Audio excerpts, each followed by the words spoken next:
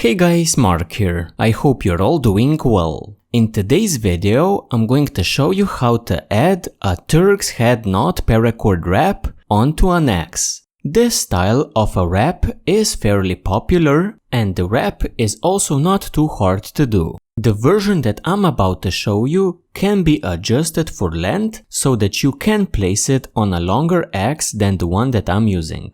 This wrap allows you to add quite a bit of grip to your axe handle, as well as stores paracord, which can come in handy. It is a great looking addition to most axes, especially for survival purposes. So with that said, let's get to it. As far as supplies go, the first thing that you're going to need is an axe. The length of the axe handle doesn't really matter, since you can make this wrap longer or shorter depending on the axe that you're using. As far as paracord goes, you're going to need 2, maybe 3 pieces depending on how many passes you plan to do. We're going to use 3 to do a 3-pass version of the knot. I'm going to discuss the lengths of my paracord a bit later, but I would like to mention that you can use either regular paracord, or you can pull out the inner strands, which is going to make the knot lay a bit flatter. It is a matter of preference, but the flatter version bulks up the handle a bit less than using the regular paracord. Both are fine. As far as tools go, we're going to need a rubber band to hold the standing ends of our chords, a lacing needle, something to cut the chords with, as well as a lighter. With that said, let's begin. As far as safety precautions go, I highly recommend that you secure the blade of your axe. Either place it in a sheet, or between 2 pieces of cardboard and then tape them up, or simply go outside and hit some bricks with the blade. That will dull it out, which is going to prevent any injury. Before tying this wrap, let's talk a bit about it. So, the basic concept behind this wrap is to first tie a basic long Turk's head knot and then simply double or triple it up. The doubling or tripling part is extremely easy, but tying the initial knot requires some attention to detail. The first question that pops up is how much cord do you need for each of the passes? What I usually do is I take a long piece of paracord, I measure it out, then tie my initial pass. Then what I do is I measure the cord that I have remaining, and from that I'm able to extrapolate how much cord I used to tie this wrap. This one pass of my wrap. I'm going to need 2, maybe 3 chords of that length. So some testing is usually required. One additional note is that you will want to work your first knot a bit loose. This is because you will need to accommodate a second and third pass, which are going to go between the chords here. So you need to have some space in between so that you can fit 2 more. To start off, pick up a lacing needle and attach it to your first cord.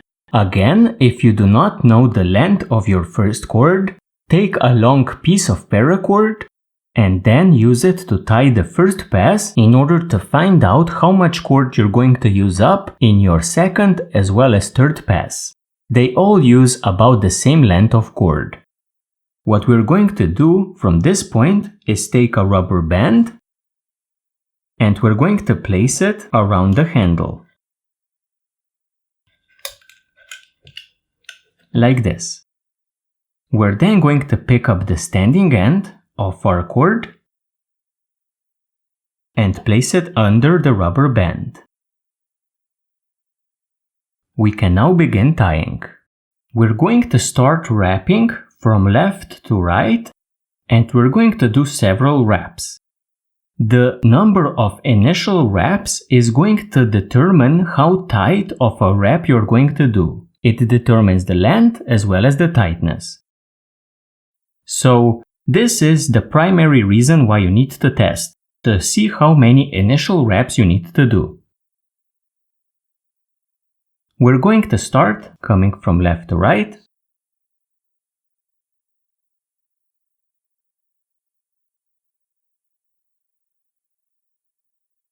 So this is the approximate distance that I'm going to use between each of my reps. This is going to give me a nice looking Turk's head knot. So this is what you should plan for as far as the distance between the reps goes. We're going to continue by traveling from this side, from the right, over our first rep here on the right. Then we're going to turn around our X handle. And we're going to go under the second one here.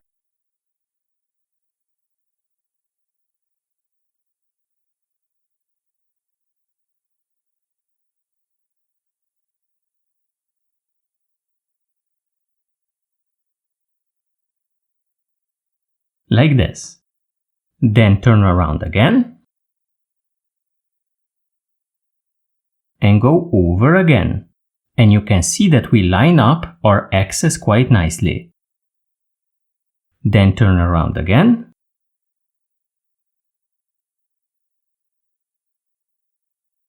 Go under again.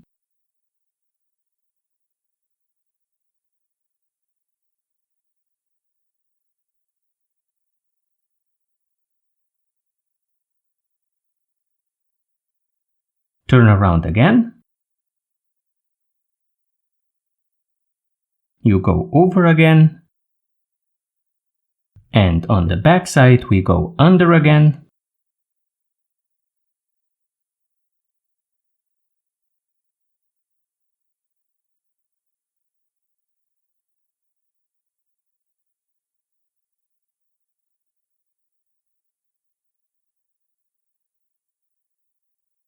Then over at the front side again, like this.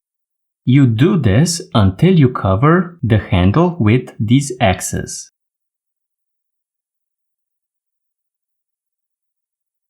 At this point, at the back, we're simply going to travel around, and then we're going to reach our standing end.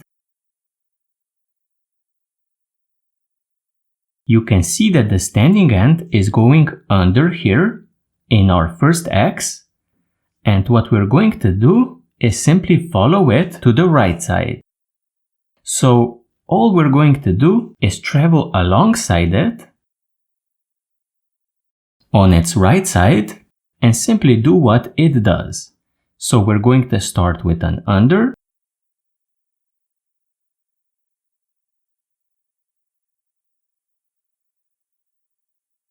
then turn around and go over,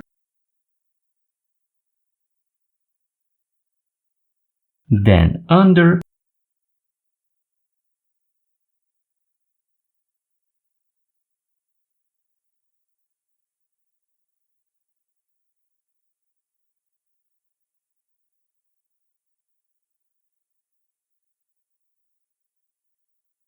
then around and over and around again.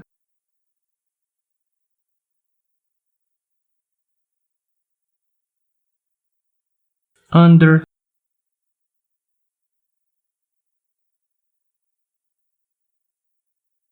and around again, over, and around, and you come under here on the right side,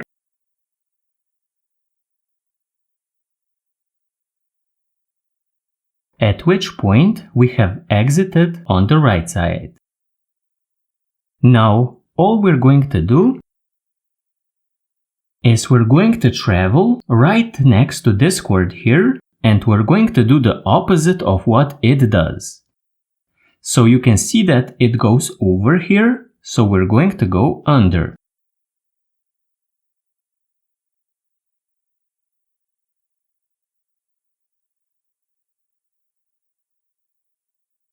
turn around, and you can see that it travels under 2.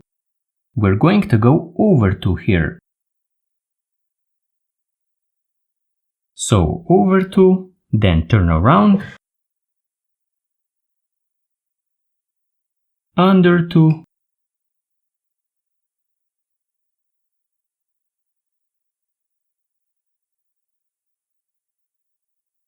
turn around, over 2, turn around, under 2,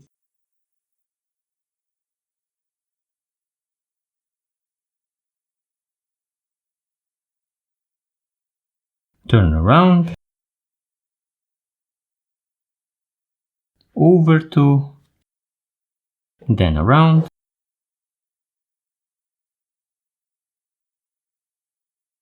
under 2,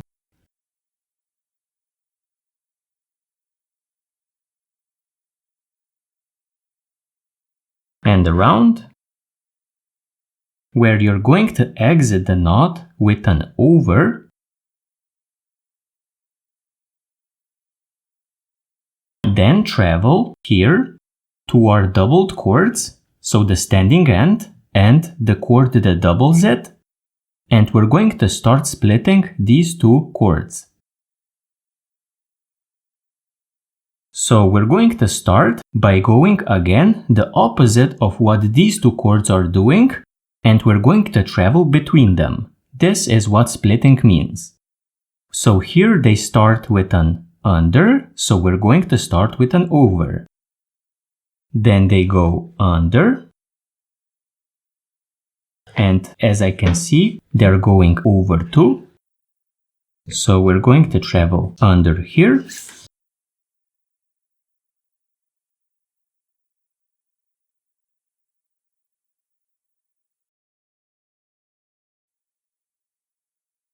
as well as under here.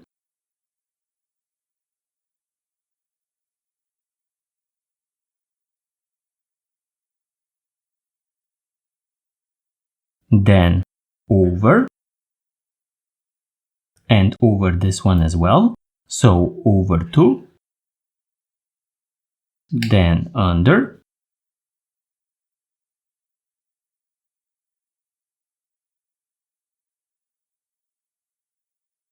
and under one more. So we went under 2,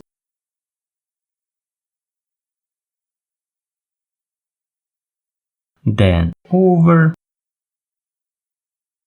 and over one more, then under,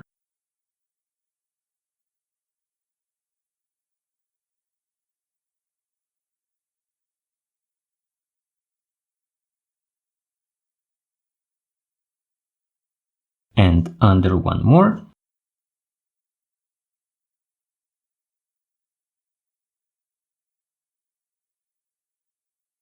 over, over, and finally you exit on the right side with an under,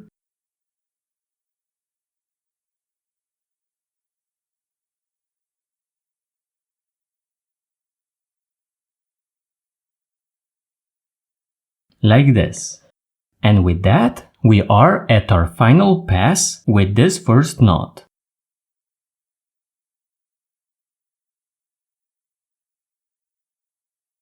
So we did exit here with an under, and we're going to re-enter at the next bight here. We're going to start with an over. This is because we're again going to do the opposite of what this chord is doing here, that is traveling towards the left side. So we're going to start with an over since this one is going under. So over, under,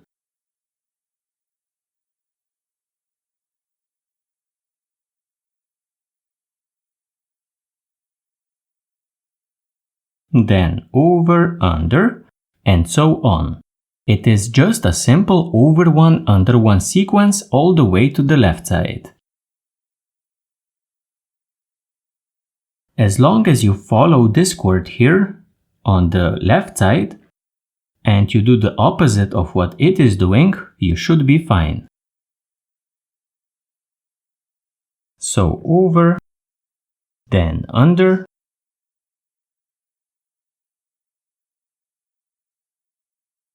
over, then under,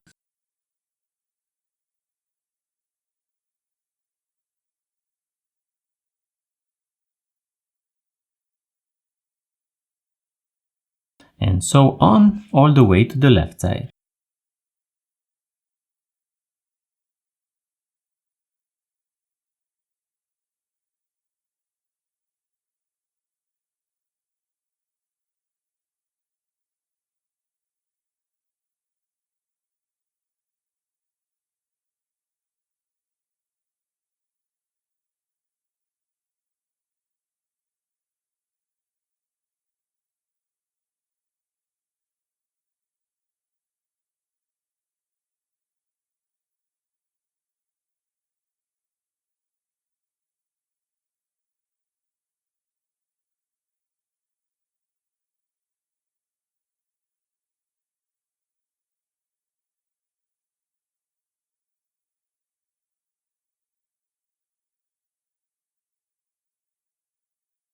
Once you reach the left side, you exit the knot with an over 1.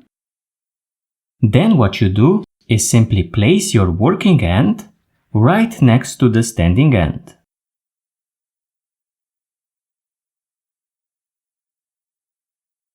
With that, you have done the bulk of the hard part of this tutorial. To get a nice consistent look for this wrap, you will need to line everything up. We do this by finding some of the chords that are traveling to one side and we line them up. So for example here, we're going to find chords that are in the same sequence as this one. So over 1 towards the right side. So we have one more here that goes the same way, and one more that goes the same way, and one more here, and one more here, and this is how we're going to spread apart our knot in order to get a nice consistent look.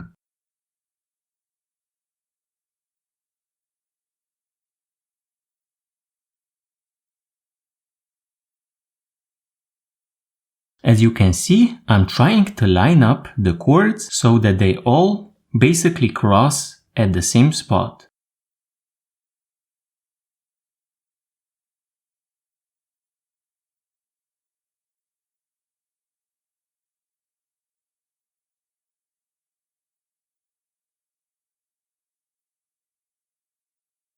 Once you have lined up one of the rows, you're not done. You need to now travel to the next one and do the exact same thing. So you find the next set of chords that are going in the same way towards the right side and you again line them up.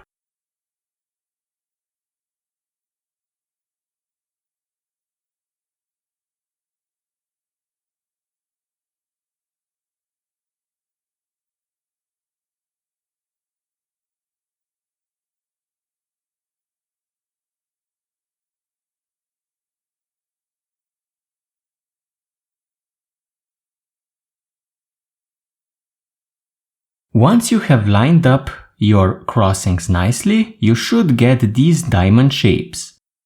These are a good indicator that you have spread apart your crossings in a consistent way.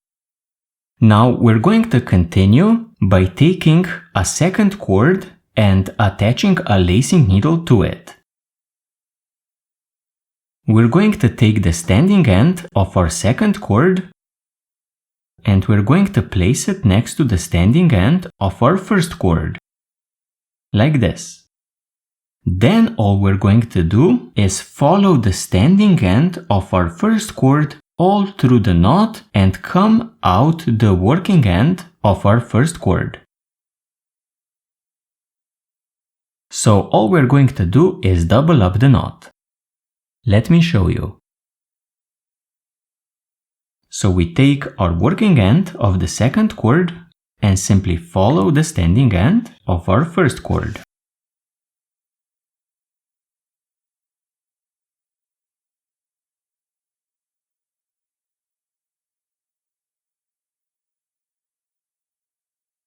And as you can see, everything doubles up nicely.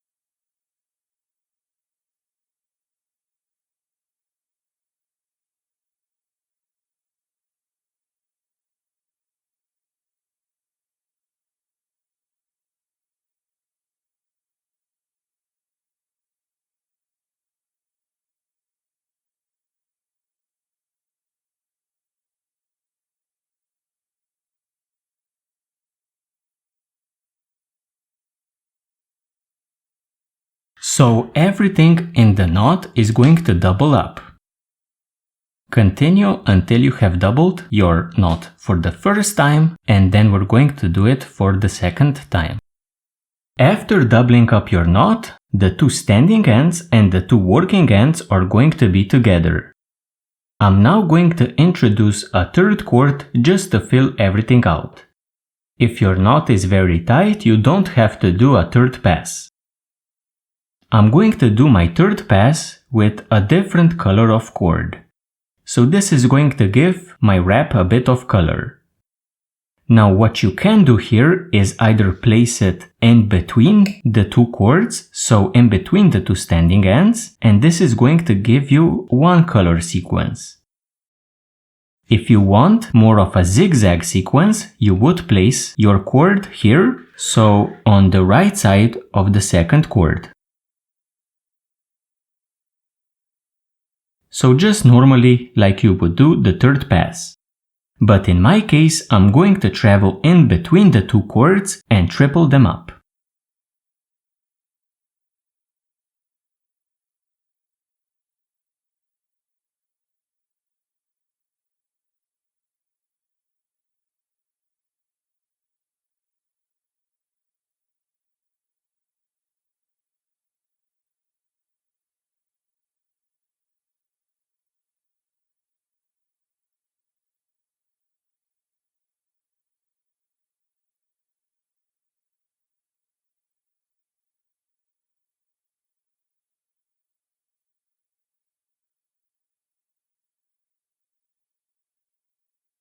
And you can see that the knot is being tripled. I'm going to again go through the entire knot to reach the two working ends. At that point, we're going to finish our wrap. So after tripling your knot, you're pretty much done.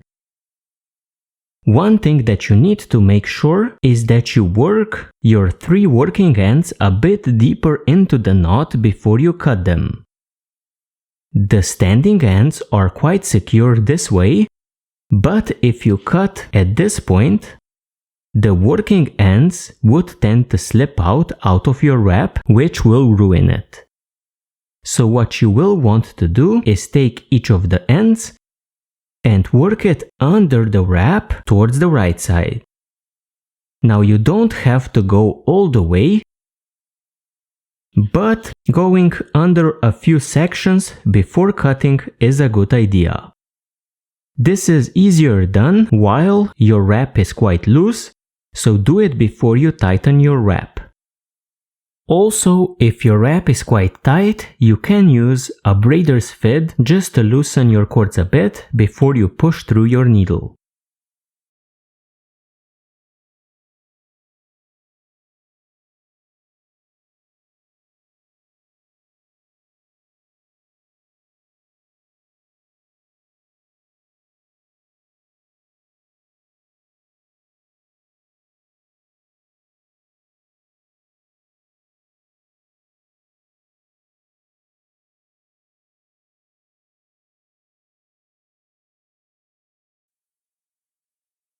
As you can see, I'm not following any of the passes, but I'm going under everything and up. With that said, let's do all three, and then we're going to tighten up our wrap. After getting your 3 working ends a bit deeper into the knot, we are pretty much done.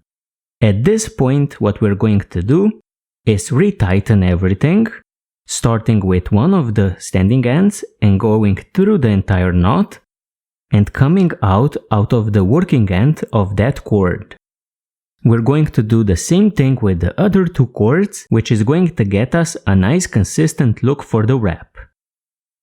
At that point, what we're going to do is cut the ends and we are done.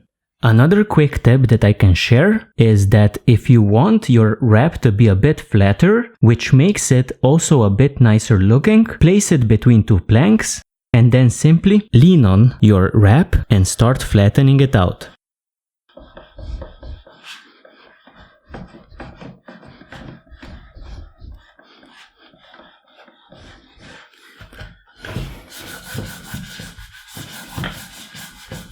This is just a minor improvement, but it is well worth it.